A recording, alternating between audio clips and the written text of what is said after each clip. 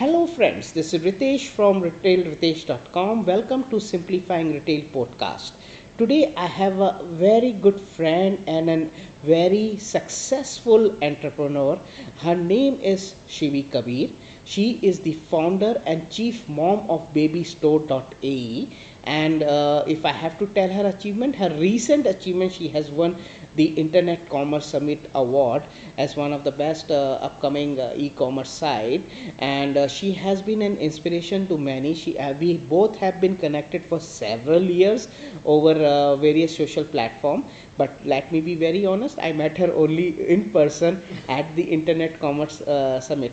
So welcome, Shibi. Welcome to Simplifying Podcast. Thank you, Ritesh. Thank you for having me. It's really a pleasure to be here with you today, and it was great connecting with you on the day of the summit as well. Like you said, we've been connecting over the platforms for a couple of years, Yes. but it was great meeting you that day. Perfect. Shibi, why don't you introduce yourself to the listeners of Simplifying Retail podcast? Great, yeah. So I started my corporate journey as an electrical engineer because I have a bachelor's degree in electrical and electronics. Okay. So I started working in that segment and I worked there for about 4 years as an electrical engineer. And then me and my husband, we co-founded a fire safety company, Edge Technical Solution, wherein we provide supply, installation and maintenance of all life safety and fire safety systems. After working there for about 4 5 years, we wanted to explore the e-commerce segment, and I noticed there is a gap in the market for quality baby products, and mothers having to wait for the delivery of products, or the challenge of not being able to go out with your newborns and your kids, having to manage home and work. So, and I myself, I'm a mother of three beautiful girls. Wow. So, yes, so I understood that there is a gap and this is a very big challenge faced by mothers. And since we wanted to enter the e-commerce segment, we coupled both of this together, and that's how Baby Store as a concept started. And then, we started the website in 2018.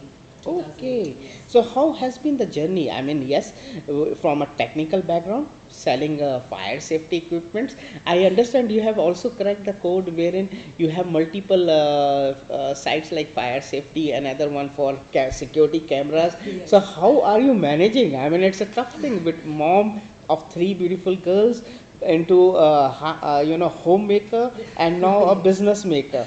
So, of course, having to set a baby store and start that journey and get into the e-commerce, it was a learning curve. But once we cracked that and we got an understanding of how e-commerce works, then we started expanding, or we started getting to the other segments of the conventional business that we were already running, which is the fire and the security, because now we understood how e-commerce works, and we understood that every other customer is the first point of contact is always the internet. They come and search anything and everything on the internet. So we wanted to leverage that, and that is the reason we started the rest of the platforms as well. Wow. So that means a D2C and then direct to business, That's D2B. correct, yes. So, So we are doing B2C and also B2B. So okay. So when it comes to direct to consumer with your babystore.ae, Yes. how has been the journey? What are the key challenges that you had faced that time? Was it getting the traffic on the board? Was it acquiring the new customer? Was it Google Ads spending more and burning money rather than selling and earning money out of the e-commerce? So why would you like to Yes. share some insights of from this Sure. journey? So the biggest challenge initially was to convince the conventional suppliers of such a concept of e-commerce, because they were very used to the normal retail outlet concept of selling products. So in 2017, 2018, e-commerce was still a new concept in the region, and venturing into a particular vertical as well was very new. So the suppliers were not very convinced on this. So it took us a lot of time and effort to convince them of this kind of a business model and to have them on board, because as a company we were very keen, and we're very strict on having quality. So we wanted to ensure that we have only quality products on the platform. So it was a challenge convincing the suppliers to come on board and be supporting channel partners for us. That was one of the major challenges. And then once we crossed that hurdle, of course, like you said, bringing in traffic, burning money on Google Ads, all of that entails after that. But one of the initial challenges was bringing the And how did you overcome that? uh, we showed them the different markets, how e-commerce was actually successful in different markets like India, in US and UK, and Middle East is a budding region, and also a region with high buying power. So we coupled all of that information and we started presenting it to the suppliers and convincing them that this region has a lot of potential and they should explore this segment of e-commerce in this region. So that is one way how we were able to convince them. Didn't you overcome a challenge which is coming from the same background of retail? Normally, the distributor says, "Hey, by putting my product online, I'm all competing with my, the retail points. Instead of sending the customer to the retail point, I'm diverting them towards the e-commerce and cutting down their. So why should I, shoot my own feet, wherein I can create more visibility of the brand by opening more retail channel partners rather than e-commerce partners?" Um, See, in getting a visibility online is far more. Actually, if you compare in terms of visibility, your visibility is higher when it comes to digital than physical. Well right? said. Yes. And when we started giving them orders, they realized that this actually has a lot more potential. Right? Okay. So that is how they started getting convinced. We told them, you work with us for about 3 to 6 months and see how, the numbers are performing. And we started giving them orders, which they really did not expect. Okay. And we exceeded their expectations. So then they started giving us more support in terms of margins, in terms of stock. So that So is it how was more of a performance driven. Exactly. So we had to convince them to work with us for about 3 to 6 months, evaluate our performance, and then maybe we can take it forward. And so you started with something like a drop shipping. You gave them orders and they supplied to your customer, or you supplied to your No, customer? we take care of all the logistics. No, initially when you started. Even initially, Okay. we made sure because customer service is key when it comes to True. D2C. e-commerce. Yeah. You're right. So we did not want to leave that to chance. So all of the logistics is taken care by us, first mile and last mile. So when you said you start giving them the orders, so it was more of that you used to say that customer, you have got an order for say pram. Correct. And so please supply this pram, Right. and immediately I'll supply it to the customer, kind of a thing. So there That is correct. So Okay. that is correct. So we will give them a notification. So all of this is automated. Automated. Yes. So they get a notification on the order confirmation. Then they confirm the availability at such and such a time. Then we arrange for the logistics. shipment. Yes. Okay, perfect. So what would be your advice, Shibi, since you have cracked the direct to consumer model, or rather I would call the Da Vinci code, as you have cracked. So what is your core advice to someone who is entering the market late, and someone who wants to start their own D2C business? So what would be your advice for such entrepreneurs? Okay. It really depends on what is your segment. Hmm. Right? So I would say a lot of mothers, a lot of women come to me asking me, how much should I be spending on Google Ads? So I tell them that is actually the last question that you should be asking. It depends on what is your business model. Are you going to enter an e-commerce segment, or are you going to enter are you going to promote a brand as such, right? So these are two. So right now we are purely e-commerce. We do not hold our own brands, right? So if somebody is holding their own brand, they're going to build a brand. So in that case, your marketing model, the way you're going to reach out to your customers is going to be totally different. Okay. So I might spend X amount on Google Ads today because I'm a pure e-commerce platform. But somebody who's trying to build a brand necessarily does not have to spend that amount on Google Ads. They probably have to spend a lot more on push ads on your social platform. Okay. Right? So for me, I need to be there in front of the customer when a customer searches anything on Google, because that is where I serve my customer. True. But let's say you're trying to build a brand, like let's say a shoe or a luxury bag. So you need to be on social trying to promote your portfolio there. Okay. Because that is not a necessity item. It's very rare people are going to come and search for a luxury bag. But people will search for, let's say, a Dior bag. So you need to build your brand in such a way that after a couple of years, people come and search your brand name on Google. Then you spend your money on Google Ads. Well said. So But you're inverting the funnel from Exactly. social to Google rather than Google to Exactly. social. So you need to Okay. first build your portfolio of, or build your customer segment who are going to be interested in that particular brand. So it's like, the top of the funnel, the middle of the funnel, the bottom of the funnel. So you build your brand awareness, and then once you have built your brand awareness, then you have people searching for your brand on Google. Okay. And then you start spending your ad budget on Google Ads.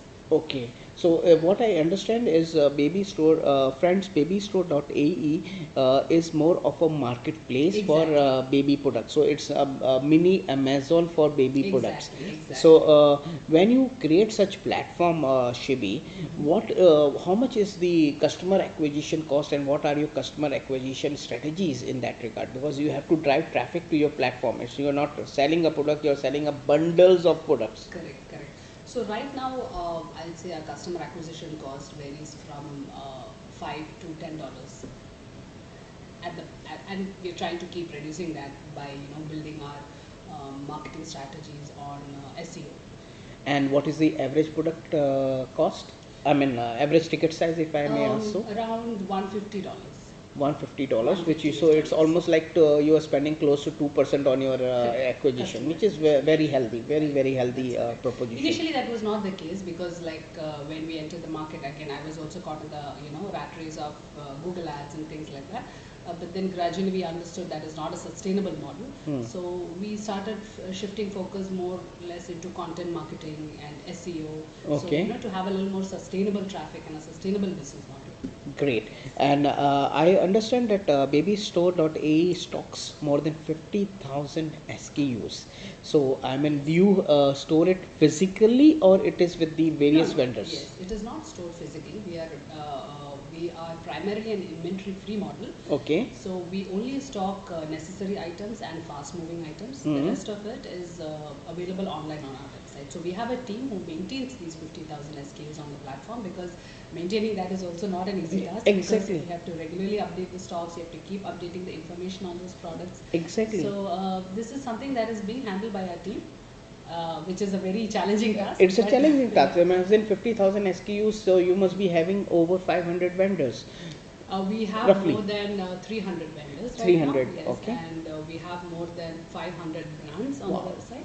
So it's an all automated project. It's fully automated. Their inventory of vendor gets synced with your online inventory, or it has to be done? Not everybody's, because not all the suppliers are equipped to provide us the APIs and connect it to our platform. But there are suppliers who have all that in place. So in that case, we are able to connect our system to theirs and have it all automated. Perfect.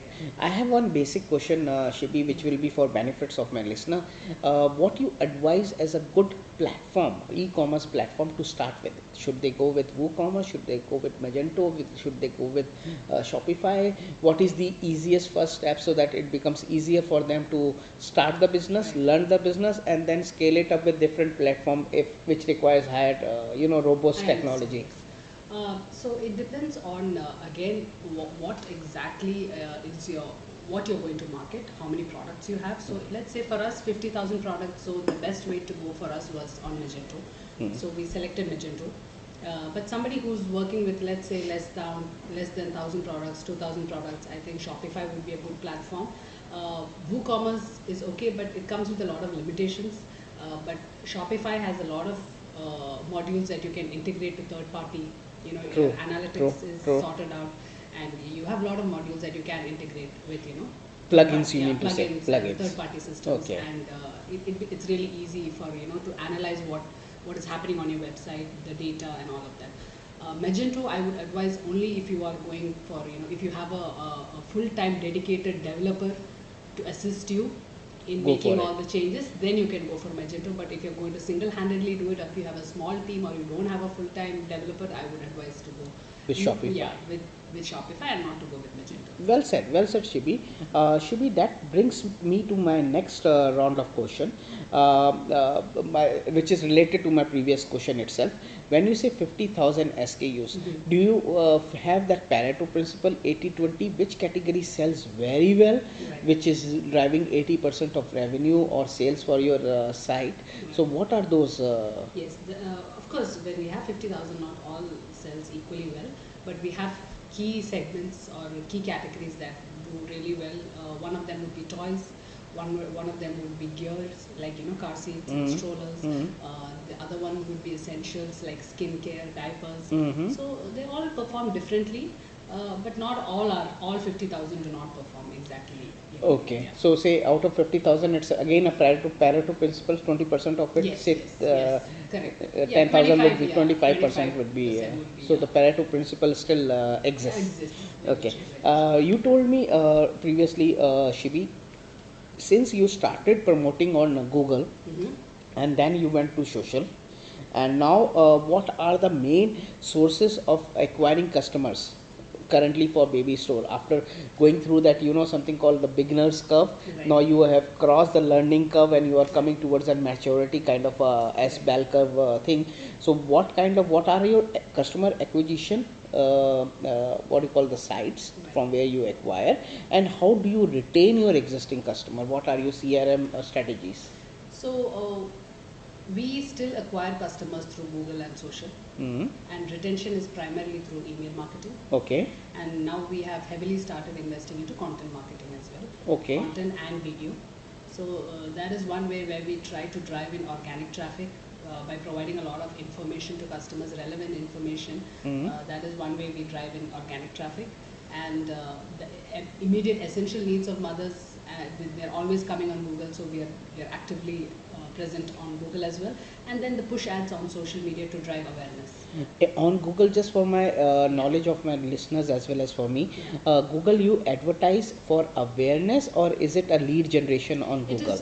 It is more than awareness. Yeah, I would say it is a pull ad.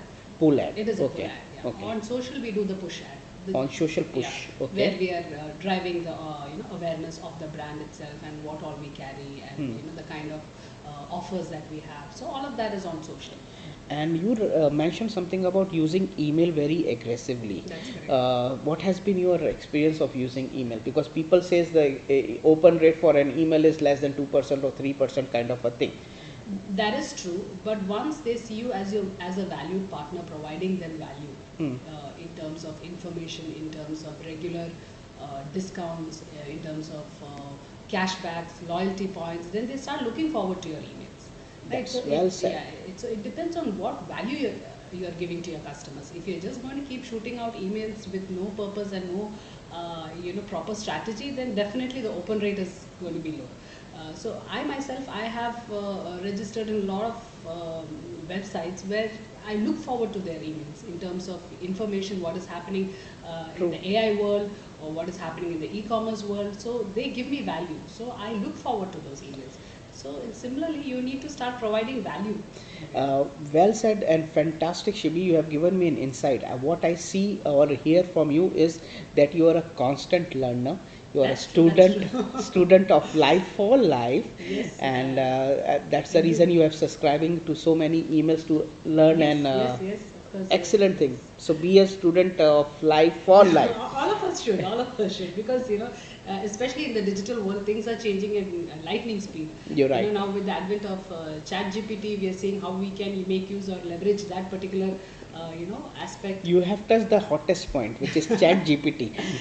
What is your experience with it in terms of content generation? Because there has been reports that if you generate content using Chat GPT, Google penalizes you. So Your traffic gets latest, reduced. The latest information that I read was that they don't have anything in place right now, but it seems they're going to watermark their content that is going to be churned out from ChatGPT. But my personal point of view is like I feel Google is behaving like an old aunt, an old grandmother saying we are not going to allow.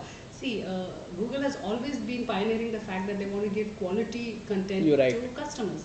And ChatGPT is actually churning out quality content. So why would True, Google say very that true. no, we are going to penalize? So I feel in the future, content is now going to be more geared towards video. Okay. Right? Because now anytime you read a content, you're thinking like, okay, this is from ChatGPT. Yeah. You're going to start thinking of content in that aspect, right? So I think, which is why I think Google is now focusing more on web stories. Yes. Because they're trying to compete with the likes of TikTok and You're Instagram right. reels. You're right. Correct? Right? And So the whole YouTube is now going towards shorts, which exactly. is that micro nano video or Nano micro videos. nano Yes. videos of 10 seconds, Yes, 15 yes. seconds kind of a So thing. I think Google has no other way than to adopt to this change, and maybe in the near future. Yes, I mean, I'm sure because they were late in launching such technology. They tried Exactly. with launching Bard So and Bard just on that, flopped. yeah, just on that note, like last night, my daughter, she missed class because she wasn't keeping well, so she was preparing her notes, and I saw she was on ChatGPT. Wow. So, so I Wow. asked her, Wow. why aren't you on Google, and why are you searching it on ChatGPT? She said, because I'll get precise, crisp answers. So I told her, see, the information that's coming out of ChatGPT may not be accurate, so you need to refer back to different articles on Googles. Google. Yes. So, but you can see how the Gen Z and the Gen Alphas are Are now adapting. replacing Google with ChatGPT. So You're right. I think Google has to, True, true. Very well said, and that's a very good example. In fact, what I feel the negative of ChatGPT is the people will or the young generation will start, becoming more dependent upon it, and they will lose out their power of critical thinking, analyzing, that is and true, Ritesh. But they will be ready. that is true. But couple of us thinking like that is not going to change the fact that this is coming. Right? True, true. Let's say probably our ancestors or our grandmothers would have thought, why are the ladies using the mixer grinder, right? Yes, you're right. It's going to make them lazy. But see what happened. It took over. Well said, well said, and you have to embrace technology. embrace You it, have, yes, you have yeah. I to recall using, all my. I did my graduation in physics, that too in specialization in atomic and nuclear physics. I never used after graduation, tan theta or which is sine Exactly. theta, cos theta. I sometimes wonder why did I study, all trigonometries and differentials and integrationals and all those things. I should have just mastered Microsoft Office, and that's what we are using, only PowerPoint, Word, or Excel sheet. Yes. These So are the three exactly. most used tools. So coding and designing, all of this are going to be AI basic driven. requirements Yeah, that exactly. any candidate should have when they start applying for a job, right? Because, Very true. Yeah, because gone are the days when they're going to ask you, do you know Excel? Because now Exactly. people are expected to know that. So I think in the coming future, people will be expected to know a little bit of coding, a little bit of designing, because that is going to be required in your everyday job. You're right, absolutely. So it's a time for all of us to skill up, especially the people from my generation, which have grown up reading books and focusing more on learning or by hearting chemical formulas, formulations. And it's the right time now. The AI will tell you what formula to get in terms of to develop a chemical compound or whatever thing in the right proportion. But what is actually required is how to sell that formula in terms of a product, and that's where the skilling is required. It was wonderful talking to you, Shibi. Before we wrap up, I would request you to give your advice to someone who's starting into e-commerce journey. What should be what he or she should consider? Please, at my request would be touch upon funding aspect, because once the business grows and they have created, then you require some kind of money to scale it up. So how to overcome all those challenges? Yes. So generally, people say the make and break of any e-commerce is the UX, UI, and the customer service, which is very true and it is on point. But I'd like to add a few more points there. You also need to be very diligent and very careful on your product catalog and how you merchandise it to your customer. I would give a very simple analogy. Imagine you're spending like a lot of money on printing a very beautiful brochure and putting hoardings on the road, and you get your customers to your store. And imagine if your store is very shabby and it is not laid out properly. These customers are just going to walk out. It does not matter how much you spend on printing the brochure or doing the hoarding, because your shop is really messy. They're going to walk out. It's the same way when it comes to digital, right? So if you're going to spend a lot of money on Google Ads and on social media, but when they come to your store or your online store, and if it is really shabby, the customer is going to walk out. You cannot you cannot then complain that my digital marketing agency didn't do a right job. They True. did a right job. They did bring the customers to your store, but your store is shabby. So this is what is happening. What I've noticed, that a lot of e-commerce platforms or budding entrepreneurs, they say that we work with that agency, but they didn't do a good job. They have done their job. You need to do your job, which True. means Well said. you need to make sure that your store is presentable, you are merchandising your products well, make sure your product page is beautifully presented for your customer to view, and make the user journey very easy. The point from which they see the product, the add to cart and to the checkout, make that transition very easy. Okay. So there is, in that aspect, there is very little that your e-commerce digital marketing agency can do for you. So before you go to them and then you start spending a lot of money with them, you as a user try to use your own platform. Good. Use it like a customer would use it. And I would say, use Amazon, because they have a very good True. user They have journey. Yes, exactly. they've spent a lot of money in perfecting that. Yes. Use that and then use your platform and see the difference. That's a And wonderful yes. advice. Wonderful advice, and thanks, Shibi, for sharing a wonderful example analogy of UI UX. Yes, friends, Shibi has told you, in case if you are planning to develop your own e-commerce, first try out the route on Amazon.